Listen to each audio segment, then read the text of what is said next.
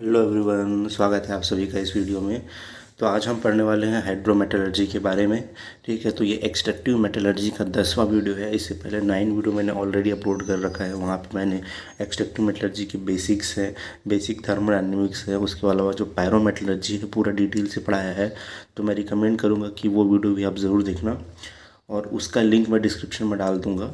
और ये जो नोट्स है ना, जो पढ़ा रहा हूँ नोट्स, उसका भी नोट्स का लिंक मैं आपको नीचे डिस्क्रिप्शन में डाल दूंगा। वहाँ से आप ये नोट्स भी एक्सेस कर सकते हो। ठीक है, और जो भी आपको मेटलर्जी के और भी सब्जेक्ट के बारे में अगर पढ़ना है ना, तो इस चैनल के प्लेलिस्ट में जाइए। बहुत सारे सब्जेक्ट के वीडियो मैंने ऑलरेडी बना रखे हैं, वहाँ से आप दूसरे सब्जेक्ट के बारे में भी पढ़ सकते हो। ठीक है, तो चलिए इस वीडियो के बारे में हम देखते हैं। तो सबसे पहले बात आती है कि हाइड्रोमेटलर्जी है क्या। ठीक है, तो देखो हाइड्रोमेटलर्जी क्या है, एक एक्सट्रैक्शन का बोल सकते हो, एक टेक्निक है। ठीक है, अब मैं एकदम बहुत ही सीधे से एग्जांपल की से बता दूँ आपको कि हाइड्रोमेटलर्जी में हम करते क्या हैं। ठीक है, मान लीजिए मुझे एक टास्क दिया गया है ना, उसमें बोला गया कि शक्कर और रेत को मान लीजिए मिक्स कर दिया, और मुझे बोला जा रहा है कि आप ये शक्कर को अलग करो और रेत को अलग करो, दोनों को मिक्स करके, है ना। दोनों को मिक्स कर दिया गया। अब मेरे पास ये दिक्कत है कि मैं शक्कर को अलग कैसे करूं, क्योंकि दोनों का साइज़ लगभग सेम है। ठीक है, दोनों का वेट वगैरह भी लगभग सेम है, अलग नहीं है ना। तो फिज़िकली अलग करना थोड़ा मुश्किल है मेरे लिए। तो मैंने क्या किया, मान लीजिए मैंने एक दिमाग लगाया कि मैं काम करता हूँ, मैं पानी लेता हूँ। पानी में मैंने क्या किया, शक्कर और जो रेत जो आपस में मिक्स है उसको मैंने डाल दिया पानी में, और पानी में मैंने उसको घोल दिया। तो पानी में घोलने से क्या होगा, जितना भी शक्कर होगा वो पानी में घुल जाएगा, और जो रेत होगा वो तो घुलता नहीं है पानी में, वो अलग है, अलग हो जाएगा। ठीक है, मतलब नीचे बैठ जाएगा वो। अब मैं क्या करूँगा, उसको छान लूँगा। छान के क्या कर लूँगा, जो चाशनी बन गया है, चाशनी मतलब जिसमें पानी में शक्कर घुल गया, उसको अलग कर दूंगा और रेत को छान के अलग कर दूंगा। अब मेरे पास क्या आ गया, मेरे पास चाशनी आ गया। अब मुझे उस चाशनी में से शक्कर को अलग करना है। अब मैं क्या करूँगा, ले जाऊँगा उस चाशनी को और उसको किसी बर्तन में लेके गर्म कर दूंगा। गर्म करने से क्या होगा, जितना भी पानी है वो भाप बन के उड़ जाएगा, और जो भी शक्कर बचेगा वो नीचे में बर्तन में रह जाएगा। तो इस तरह से मैं क्या कर लूँगा, रेत और शक्कर को अलग कर लूँगा, है ना। तो ये जो पूरा टेक्निक मैंने बताया ना, यही है हाइड्रोमेटलर्जी। बहुत ही सिंपल है, यही हाइड्रोमेटलर्जी है। मतलब आपको पता है कि आपके ओर में क्या क्या रहता है। ओर में आपका रहता है मेन, आपका मेटल रहता है। ठीक है, और क्या रहता है, गैंग रहता है। ठीक है, तो भाई हमको क्या अलग करना है, मेटल। यही तो है एक्सट्रैक्शन प्रोसेस, हमको मेटल अलग करना है। तो हम मेटल अलग करने के लिए यही सेम प्रोसेस अप्लाई करते हैं। कोई केमिकल लेते हैं, उस केमिकल में अपने ओर को डिज़ोल्व करते हैं। डिज़ोल्व करते तो क्या होता है, ऐसा केमिकल लेते हैं जिसमें केवल मेटल डिज़ोल्व हो जाए, तो मेटल उसमें डिज़ोल्व हो जाते हैं। और जो गैंग होता है वो डिज़ोल्व नहीं होता है, इसको हम गैंग को बाहर कर देते हैं।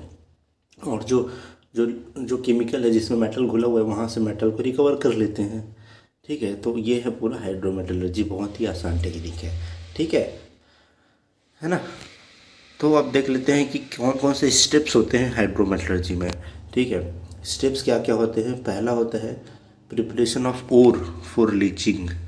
ठीक है, लीचिंग मतलब होता है जो हम घोलते हैं ना, जैसे जो हम ओर को केमिकल में घोलते हैं, ठीक है, वही होता है लीचिंग प्रोसेस। तो सबसे पहले होता है कि ओर को आपको प्रिपेयर करना है लीचिंग के लिए। दूसरा क्या है, लीचिंग प्रोसेस करना है। तीसरा क्या है, लीच लिकर को सेपरेट करना है गैंग से, है ना। फोर्थ प्रोसेस क्या है, अपना जो मेटल घुला हुआ है लीच लिकर में, लीच लिकर मतलब लीच लिकर वो होता है जिसमें मेटल घुला हुआ है, उसको लीच लिकर बोलते हैं। लीच लिकर में से मेटल को रिकवर कर लेना है। पांचवा है फिर लीच लीच लिकर को फिर रिसाइकल करके वापस यूज़ कर लेना है। तो ये 5 प्रोसेस है। चलो इसको हम डिटेल से देख लेते हैं अब। सबसे पहले क्या है, ओर को आपको प्रिपेयर करना है लीचिंग के लिए। अब देखिए, ओर को प्रिपेयर करने का मतलब क्या है, आपको उसका फिजिकल कंडीशन और केमिकल कंडीशन सही रखना है। फिजिकल कंडीशन मतलब है सही साइज़ का होना चाहिए। ठीक है, देखिए अगर आप किसी चीज़ को किसी में घोलना है, तो आपको पता है जो जितना छोटा साइज़ का रहेगा उतनी आसानी से घुलेगा। ठीक है, जैसे बड़ा शक्कर है तो भी वो लेट से घुलेगा, और शक्कर का साइज़ छोटा है वो तो जल्दी घुल जाएगा। ठीक है, क्योंकि सरफेस एरिया ज़्यादा होता है छोटे साइज़ का, है ना। तो आपका जो ओर है ना वो छोटे साइज़ का होना चाहिए। तो आपको प्रिपेयर करना पड़ेगा, क्रश करके छोटा छोटा साइज़ का ओर आपको रखना पड़ेगा हाइड्रोमेटलर्जी के लिए। दूसरा फिजिकल कंडीशन तो ये हो गया। केमिकल कंडीशन में क्या होता है कि कुछ जो सल्फाइड ओर होते हैं ना, वो एक्चुअली में घुलता नहीं है। तो हमको क्या करना है ना, रोस्टिंग के थ्रू उसको ऑक्साइड ओर में या सल्फेट में कन्वर्ट कर लेना है। ठीक है, सल्फाइड ओर को किस में कन्वर्ट कर लेना, ऑक्साइड ओर में या सल्फेट ओर में रोस्टिंग के थ्रू, ताकि वो केमिकल में घुल सके, लीच लिकर में घुल पाए, है ना। तो हम रोस्टिंग के ज़रिए ये करते हैं। ये सारी चीज़ें आपको कर लेनी, पहले से प्रिपेयर कर लेना है ना। प्रिपरेशन करने का मतलब ये है कि सेलेक्टिवली लीचिंग होना चाहिए। सेलेक्टिवली मतलब आपका जो मेटल है केवल वही घुलना चाहिए, बाकी गैंग उसके अंदर नहीं घुलना चाहिए। तो इसका प्रिपरेशन आपको पहले से करके रखना है, ठीक है।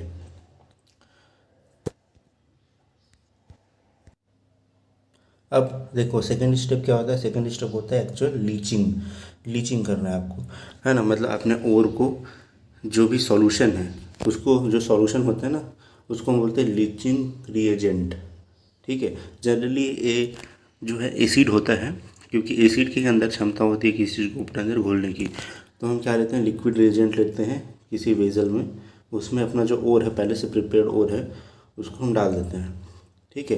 तो ये क्या हो जाता है, सेलेक्टिवली यहाँ पे लीचिंग होती है। सेलेक्टिवली मतलब जो मेटल है केवल वही इसके अंदर डिज़ोल्व होता है, बाकी जो अदर गैंग मटेरियल है वो डिज़ोल्व नहीं होते हैं, ठीक है। तो जो सेलेक्टिवली जो डिज़ोल्यूशन है वो किस पे डिपेंड करता है, वो रीजेंट की नेचर पे डिपेंड करता है। मतलब आपको सही रीजेंट, सही लिक्विड रीजेंट लेना पड़ेगा, ठीक है। अलग अलग मेटल के लिए ना अलग अलग रीजेंट आता है, ठीक है। उसके बाद इसके अलावा जो रेट ऑफ लीचिंग है, मतलब कितनी जल्दी वो घुलता है, वो डिपेंड करता है टेम्परेचर पे, प्रेशर पे, ठीक है, वॉल्यूम ऑफ लीचिंग लिक्विड पे, और पार्टिकल साइज पे, और composition and concentration of reagent पे, और पल्प डेंसिटी पे। इन सब चीज़ों पे लीचिंग रेट मतलब कितना जल्दी घुल रहा है, आप खुद दिमाग लगा सकते हो कोई चीज़ कितना जल्दी घुलेगा। जैसे आप मान लीजिए शरबत बनाते हो तो क्या करते हो आप, शक्कर छोटे साइज़ करेगा तो जल्दी घुलेगा, ठीक है। वैसे प्रेशर का भी ज़्यादा प्रेशर रहता है तो भी जल्दी घुलता है, ठीक है। उसके अलावा अगर शरबत ज़्यादा है और शक्कर कम है तो जल्दी घुलेगा, है ना। मतलब लिक्विड ज़्यादा होगा तो जल्दी जल्दी डिजॉल्व करेगा, लिक्विड कम हो गया, शक्कर ज़्यादा डाल दोगे तो घुलने में टाइम लगेगा, है ना। और पार्टिकल साइज़ का तो बता ही दिया। कंपोजिशन और कंसंट्रेशन भी डिपेंड करता है आपका रीजेंट अगर बहुत ज़्यादा गाढ़ा हुआ तो आसानी से नहीं घुलेगा, ठीक है। ये सारी चीज़ें हैं, तो इन सारी चीज़ों पे डिपेंड करता है आपका लीचिंग का रेट कितना जल्दी वो घोल पा रहा है। तो इन सारी चीज़ों का ध्यान रखना है कि ऐसा नहीं कि आप जब ओर को जब डिजॉल्व करा रहे हो तो बहुत समय लग रहा है घुलने में, क्योंकि टाइम भी प्लांट वगैरह के लिए क्या रहता है, प्लांट के लिए टाइम बहुत इंपॉर्टेंस रखता है, तो जल्दी होना चाहिए लीचिंग। तो इन सब सारी चीज़ों का ध्यान रखना है, ठीक है। नेक्स्ट है आपका सेपरेशन ऑफ लीच लिकर। मतलब आपने क्या किया, मेटल को तो घोल लिया, ठीक है, किसमें, आपका जो लीचिंग रिएजेंट है उसमें। अब क्या होगा, जो गैंग होगा वो अलग हो जाएगा, ठीक है ना। इस तरह से आपका लिक्विड बनेगा और गैंग जो है नीचे बैठ जाएगा। अब आपको क्या करना है, गैंग को इस लीच लिकर से अलग करना है, ठीक है। तो उसके लिए बहुत सारा प्रोसेस होता है, जैसे सीटलिंग है, थिकनिंग है, फिल्ट्रेशन है, वॉशिंग है। इन सबको हम डिटेल में पढ़ेंगे नेक्स्ट वीडियो में, ठीक है। तो ये सारी प्रोसेस के थ्रू हम क्या करते हैं, गैंग को अलग करते हैं। अब अलग अलग गैंग के लिए ना अलग अलग प्रोसेस यूज़ होता है, तो उसको हम डिटेल में जब पढ़ेंगे तब मैं बताऊँगा कि कौन से लिक्विड या कौन से मेटल के लिए हम कौन सा ये प्रोसेस इस्तेमाल करेंगे इन चारों में से, ठीक है। नेक्स्ट आपको क्या है, recovery of metallic values from leach liquor. अब आपने क्या कर दिया, गैंग को तो अलग कर दिया, अब आपके पास क्या बचा, लीच लिकर बचा, ठीक है, जिसके अंदर अभी क्या है, मेटल आपका डिजॉल्व है, ठीक है। तो भाई इस मेटल को भी तो अलग करना है आप लीच लिकर से, तो उसके लिए बहुत सारे प्रोसेस आते हैं, जैसे precipitation, cementation, electrolysis, ion exchange और सॉल्वेंट एक्सट्रैक्शन। ये 5 प्रोसेस आते हैं, ठीक है। तो इसको भी हम आने वाले वीडियोज़ में बहुत डिटेल से जानेंगे, ठीक है। और ये भी जानेंगे कि किस मेटल के लिए कौन सा प्रोसेस इस्तेमाल हमको करना होता है, ठीक है। नेक्स्ट प्रोसेस होता है रिसाइकलिंग ऑफ लीच लिकर। अब आपने क्या किया, लीच लिकर में से अपना मेटल को क्या कर लिया, बाहर निकाल लिया। तो आपको फिर क्या बचेगा, शुरू में जो आपने लीचिंग रिएजेंट यूज़ किया था ना, वैसा आपके पास लीचिंग रिएजेंट बनेगा। अब उसी लीचिंग रिएजेंट को ना वापस से उसके कॉम्पोजिशन को रीएडजस्ट करते हैं, मतलब कॉम्पोजिशन में कुछ डिफरेंस आ जाता है, तो आपको क्या करना है, कॉम्पोजिशन को एडजस्ट करना है। उसके बाद फिर यही जो लीचिंग रिएजेंट है ना, इसको फिर लीचिंग के लिए भेज देना है। मतलब इसको फेंकना नहीं है, ये रिसाइकल होते रहता है, जो आपका लिक्विड रीजेंट है ना, जो लीचिंग के लिए इस्तेमाल कर रहे हैं वो रिसाइकल होते रहता है, ठीक है, ये वेस्ट नहीं जाता। तो ये पूरा प्रोसेस होता है हाइड्रोमेटलर्जी का। ओके, अब देख लेते हैं कि ऑब्जेक्टिव क्या क्या है हाइड्रोमेटलर्जी का, क्या क्या हम चीज़ अचीव करते हैं हाइड्रोमेटलर्जी से। देखकर सबसे पहला तो है हम सीधा मेटल प्रोड्यूस करते हैं डायरेक्टली फ्रॉम ओर और कॉन्सेंट्रेट, है ना, मतलब ओर से डायरेक्टली मेटल प्रोड्यूस करते हैं हम हाइड्रोमेटलर्जी के थ्रू। ये हमारा एक पर्पस हो गया, ठीक है। ओर या कॉन्सेंट्रेट, कॉन्सेंट्रेट मतलब समझते हो आप लोग। ओर में देखो दो तरह का चीज़ होता है, ओर में होता है कॉन्सेंट्रेट, एक होता है टेलिंग। कॉन्सेंट्रेट वो होता है जो मेन कॉन्स्टिट्यूएंट होता है, जैसे मान लीजिए हेमेटाइट का ओर है तो इसमें जो Fe2O3 होगा ना उसको बोलेंगे कॉन्सेंट्रेट, और जितने भी गैंग हो गए ना SiO2 सिलिका MnO ये सब, इसको टेलिंग या गैंग बोलते हैं, ठीक है। तो ये याद रखिए। तो पहला पर्पस हमारा क्या है, डायरेक्टली मेटल प्रोड्यूस करना। दूसरा मेथड क्या है कि हमको एक प्योर कंपाउंड बनाना जो आगे जा कर के पायरोमेटलर्जी में काम आए। मतलब डायरेक्टली मेटल प्रोड्यूस ना करके क्या करना, एक प्योर मेटल से एक प्योर कंपाउंड बनाना, ठीक है। वो कंपाउंड फिर आगे जाके किसी और मेथड से मेटल का एक्सट्रैक्शन होगा। जैसे कि एल्युमिनियम एक्सट्रैक्शन के केस में हम क्या करते हैं, बायर्स प्रोसेस होता है। बायर्स प्रोसेस में क्या करते हैं हम लोग, जो बॉक्साइट ओर होता है ना उससे हम एल्यूमिना निकालते हैं, प्योर एल्यूमिना। तो इसके लिए हम लीचिंग प्रोसेस का इस्तेमाल करते हैं, ठीक है, मतलब हाइड्रोमेटलर्जी का इस्तेमाल करते हैं। अब ये एल्यूमिना बाद में इलेक्ट्रोमेटलर्जी के थ्रू यहाँ पे एल्यूमिनियम का प्रोडक्शन होता है, ठीक है। तो हमने हाइड्रोमेटलर्जी से क्या प्रोड्यूस किया, प्योर एल्यूमिना प्रोड्यूस किया। तो कई बार जो बेसिक कोई स्टेप होता है ना, इनिशियल स्टेज, वो हम हाइड्रोमेटलर्जी से करते हैं, फिर आगे का स्टेज हम पायरोमेटलर्जी या इलेक्ट्रोमेटलर्जी से करते हैं, ठीक है। तो ये प्योर कंपाउंड बनाने का भी काम करता है हाइड्रोमेटलर्जी, ठीक है। तीसरा ऑब्जेक्टिव क्या होता है, प्योर कंपाउंड मतलब हमारा मेटल प्रोड्यूस करना फ्रॉम क्रूड मेटल, मतलब ऐसा मेटल जो पहले से पायरोमेटलर्जी हाइड्रोमेटलर्जी के प्रोसेस के थ्रू आया है लेकिन अभी क्या है, अभी प्योर नहीं है, अभी मेटल उससे निकला नहीं है। तो हम क्या करेंगे, हाइड्रोमेटलर्जी के थ्रू उसका मेटल निकालेंगे। मतलब उसका जो फर्स्ट स्टेप होगा वो पायरो या इलेक्ट्रोमेटलर्जी होगा, और जो फाइनल स्टेज होगा वो हम हाइड्रोमेटलर्जी से करेंगे, ठीक है। तो ये तीन अपने पास ऑब्जेक्टिव होता है। एक बार और रिपीट कर देता हूँ, पहला ऑब्जेक्टिव क्या है, डायरेक्टली ओर से मेटल प्रोड्यूस करना, मतलब पूरा स्टेप हाइड्रोमेटलर्जी में ही करना। दूसरा क्या होता है, पूरा मेटल प्रोड्यूस ना करके एक प्योर कंपाउंड बनाना, फिर वो प्योर कंपाउंड आगे जाके इलेक्ट्रोमेटलर्जी या पायरोमेटलर्जी के थ्रू मेटल बनेगा, है ना। या तीसरा स्टेप है कि एक प्योर कंपाउंड पहले से आता है इलेक्ट्रोमेटलर्जी या पायरोमेटलर्जी से होके उस वहाँ से मेटल निकालना, ठीक है। तो ये तीन ऑब्जेक्टिव होते हैं हाइड्रोमेटलर्जी का। अब देख लेते हैं क्या क्या एडवांटेजेस हैं हाइड्रोमेटलर्जी के। बहुत सारे एडवांटेजेस हैं। पहला एडवांटेज है आपका कि ये जो हाइड्रोमेटलर्जी है ना वो लीन और कॉम्प्लेक्स ओर के लिए बहुत सूटेबल होता है। लीन और कॉम्प्लेक्स ओर मतलब वो ओर जिसकी क्वालिटी अच्छी नहीं है, जिसमें मेटल परसेंटेज बहुत कम है, ठीक। और कॉम्प्लेक्स ओर मतलब बहुत ही कई स्टेबल ओर होते हैं जहाँ से मेटल को निकालना, पायरो या इलेक्ट्रोमेटलर्जी से मेटल को निकालना बहुत मुश्किल होता है, ठीक है। तो उस टाइप के ओर को हम हाइड्रोमेटलर्जी के थ्रू एक्सट्रैक्ट कर सकते हैं, ठीक है। अब देखिए ओर जो है, नेचुरल जो ओर है ना वो धीरे धीरे क्या होता है, ख़त्म हो रहा है। जो अच्छी क्वालिटी का ओर को हम जो लगातार यूटिलाइज कर रहे हैं तो वो ख़त्म होता जा रहा है, और बेकार क्वालिटी का ओर बच रहा है। तो उसका भी हमको उपयोग करना पड़ेगा, क्योंकि अच्छा ओर तो ख़त्म होता जा रहा है ना। तो इसलिए ये हाइड्रोमेटलर्जी बहुत अच्छा है, क्योंकि ख़राब क्वालिटी का भी ओर के आप इस्तेमाल कर सकते हो, ठीक है। सेकेंड इसमें एडवांटेज क्या है कि हाइड्रोमेटलर्जी में हर स्टेप में ना कंट्रोल बहुत अच्छा होता है, ठीक है। तो देखो हर स्टेप में, हर प्रोसेस में कंट्रोल अच्छा होने की वजह से क्या होता है ना, जो बाई प्रोडक्ट है उसकी हम रिकवरी कर सकते हैं, ठीक है। मतलब कोई भी प्रोसेस जो हो रहा है उसमें बहुत अच्छा कंट्रोल होने का मतलब क्या है कि आप वहाँ पे जो भी मतलब क्राइटेरिया है उसको अपने हिसाब से चेंज कर सकते हो। लेकिन वही पायरोमेटलर्जी में थोड़ा डिफिकल्ट होता है, जैसे ब्लास्ट फर्नेस के अंदर कोई चीज़ आपको चेंज करना है ना। मान लीजिए ख़राब क्वालिटी का पी कारण निकल रहा है, तो जो चेंज करोगे ना उसका इफेक्ट आपको 3-4 घंटे बाद दिखाई देगा, क्योंकि जो ऊपर से ओर डालोगे उसको इफेक्ट आने में 4 घंटा लग जाता है, ठीक है। लेकिन हाइड्रोमेटलर्जी में कंट्रोल बहुत अच्छा होता है ना। ये इसका एक और एडवांटेज है। नेक्स्ट एडवांटेज क्या है कि पायरोमेटलर्जी में देखिए क्या होता है ना कि पॉल्यूशंस बहुत ज़्यादा होते हैं। वहाँ पे हम क्या करते हैं, कार्बोथर्मिक रिडक्शन करते हैं। वहाँ पे जो कार्बन होता है ना वो बाद में CO और CO2 बनाता है ना। ये एनवायरनमेंट में जाता है। अब ये CO और CO2 एनवायरनमेंट में बहुत पोल्यूशन क्रिएट करता है, जो ओजोन लेयर है उसको ख़राब करता है। ठीक है, तो ये पोल्यूशन बहुत ज़्यादा होता है। उसके अलावा अगर आप मैट स्मेल्टिंग कर रहे हो, मैट स्मेल्टिंग में क्या बनता है, SO2 बनता है, सल्फ़र डाइऑक्साइड। ये सल्फ़र डाइऑक्साइड अगर एनवायरनमेंट में चला गया ना, तो वाटर के साथ मिल करके ना ये H2SO4 बना लेता है। यही एसिड रेन क्रिएट करता है। एसिड रेन के बारे में आप लोग पढ़े होंगे, आम्ल वर्षा इसको बोलते हैं, ये होता है। ठीक है, तो पायरोमेटलर्जी से ना बहुत ज़्यादा पोल्यूशन क्रिएट होता है।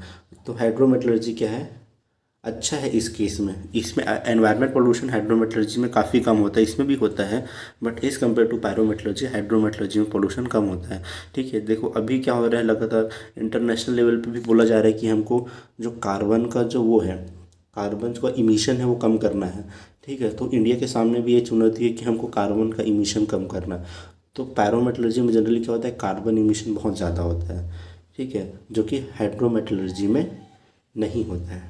ठीक है, इसका एक और एडवांटेज हो गया। नेक्स्ट फोर्थ एडवांटेज क्या है कि मेटलर्जिकल कोक की हमको ज़रूरत नहीं पड़ती हाइड्रोमेटलर्जी में, है ना। जैसे आयरन मेकिंग में और लीड जब बनाते हैं, मतलब ब्लास्ट फर्नेस में जब भी हम प्रोसेस करते हैं तो कोक एकदम मस्ट है, रॉ मटेरियल है। कोक के बिना आप ब्लास्ट फर्नेस चला ही नहीं सकते हो। ठीक है ना। अब देखिए कोक जो होता है ना, सबसे महंगा रॉ मटेरियल होता है। महंगे के साथ साथ ये बहुत कम जगह भी पाया जाता है। जो मेटलर्जिकल कोल होता है ना, इंडिया में तो बहुत कम जगह पाया जाता है। ज़्यादातर जो कोल है मेटलर्जिकल कोल, वो ज़्यादातर आपका न्यूजीलैंड, ऑस्ट्रेलिया, साउथ अफ्रीका वगैरह से आता है। तो ऑलरेडी बहुत कम है और काफ़ी महंगा है ना।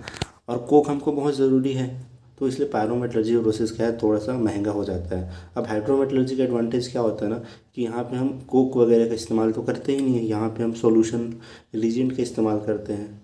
ठीक है, जो कि एज़ कम्पेयर टू कोक सस्ता होता है। ठीक है, तो इसका एक और एडवांटेज हो गया। नेक्स्ट क्या है इसका एडवांटेज हाइड्रोमेटलर्जी का, कि हाइड्रोमेटलर्जी के थ्रू ना हम अलग अलग फिजिकल फॉर्म में मेटल प्रोड्यूस कर सकते हैं। जैसे अगर हमें पाउडर फॉर्म में चाहिए तो हम प्रोड्यूस कर सकते हैं, अगर नोडल्स के फॉर्म में चाहिए, अगर कोहेरेंट सरफेस डिपॉजिट के फॉर्म में चाहिए, तो हम किसी भी फॉर्म में अपना जो मेटल वो प्रोड्यूस कर सकते हैं, जबकि पायरोमेटलर्जी से ये ऑप्शन कम होता है।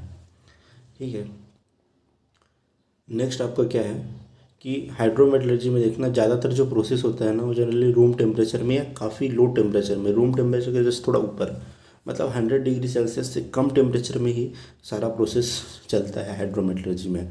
ठीक है, तो ये भी एक एडवांटेज है, क्योंकि आप पायरोमेटलर्जी में क्या होता है ना, अगर टेम्परेचर आपको बढ़ाना है तो वहाँ पे आपको फ्यूल सप्लाई करनी है, तो फ्यूल का भी खर्चा बढ़ गया। उसके बाद फ्यूल जब जलेगा तो उसका क्या होगा, एनवायरनमेंट पोल्यूशन भी होगा। ठीक है, तो हाइड्रोमेटलर्जी में ऐसा कुछ नहीं होता है, काफ़ी लगभग हर प्रोसेस जो है रूम टेम्परेचर में होता है। ठीक है, तो ये इसका एक और एडवांटेज है।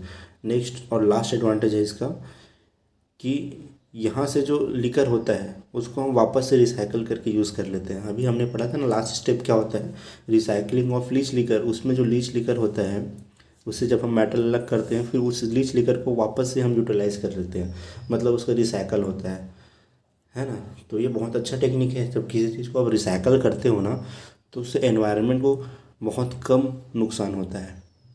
ठीक है, पैसे की भी बचत होती है और एनवायरनमेंट पोल्यूशन भी कम होता है। ओके, तो ये सारे हैं हाइड्रोमेटलर्जी के एडवांटेजेस। अब थोड़ा सा देख लेते हैं डिसएडवांटेजेस क्या है, क्योंकि हर चीज़ का अपना एडवांटेज होता है और अपना डिसएडवांटेज भी होता है। ठीक है, तो देखिए पहला इसका डिसएडवांटेज क्या है ना, कि जो जो आपको सॉल्यूशन चाहिए, जो लीचिंग रिजेंट चाहिए, वो काफ़ी ज़्यादा अमाउंट में चाहिए, है ना। मतलब थोड़े से और को भी डिज़ोल्व करने के लिए आपको क्या चाहिए, जो लिक्विड रिजेंट है काफ़ी बड़े अमाउंट में चाहिए, काफ़ी ज़्यादा वॉल्यूम में चाहिए, तब जाके वो और को डिज़ोल्व करेगा। मतलब थोड़े से मेटल का प्रोडक्शन करने के लिए ना आपको बहुत सारे केमिकल की ज़रूरत पड़ती है। ठीक है, तो इसका डिसएडवांटेज, अब देखिए बहुत सारा जब केमिकल की ज़रूरत पड़ती है तो बहुत सारा जगह भी चाहिए आपको, है ना, बहुत बहुत बड़ा जगह भी चाहिए। तो इसका ये भी एक डिसएडवांटेज है कि large amount of space required, मतलब बहुत बड़ा स्पेस चाहिए आपको। वहीं पायरोमेटलर्जी के केस में ज़्यादा बड़ा जगह आपको नहीं चाहिए, फर्नेस बहुत छोटा सा होता है। ब्लास्ट फर्नेस आप लोगों ने देखा होगा, बहुत छोटा सा फर्नेस होता है। भले उसका जो ऑक्सिलरी इक्विपमेंट है और रॉ मटेरियल रखने की जगह है वो बड़ी होती है, बट ब्लास्ट फर्नेस काफ़ी छोटा होता है। ठीक है, तो हाइड्रोमेटलर्जी में क्या होता है ना, बहुत सारा जगह चाहिए, बहुत सारे केमिकल रखने के लिए बहुत सारा जगह चाहिए, है ना। तो ये है इसका डिसएडवांटेज है। नेक्स्ट डिसएडवांटेज क्या है, हैंडलिंग, केमिकल की हैंडलिंग बहुत डिफ़िकल्ट होती है, क्योंकि ज़्यादातर जो रीजेंट होता है ना, ज़्यादातर एसिड होता है ना, क्योंकि एसिड के अंदर ही क्षमता होती है किसी चीज़ को अपने अंदर मेटल को डिज़ोल्व करने की। तो ज़्यादातर जो रिजेंट होता है ना वो एसिडिक होता है, एसिड होता है, तो उसका जो हैंडलिंग काफ़ी डिफ़िकल्ट होता है, क्योंकि एसिड है ना, काफ़ी ज़्यादा खतरा है। उसके अलावा काफ़ी ज़्यादा कोरोजिव नेचर का होता है, वो जो रीजेंट होते हैं ना काफ़ी कोरोजिव होते हैं, तो टैंक जो होता है, जो इक्विपमेंट है, उसको बहुत जल्दी कोरोड कर देता है ना। आप जल्दी कोरोड करेगा तो आपको इक्विपमेंट जल्दी जल्दी बदलना पड़ेगा। तो ये भी एक डिसएडवांटेज है कि आपको बार बार आप जो आपका वेज़ल है उसको चेंज तो नहीं कर सकते, चेंज करोगे तो आपको पैसा भी वहाँ पे जाएगा। ठीक है, ये एक डिसएडवांटेज है।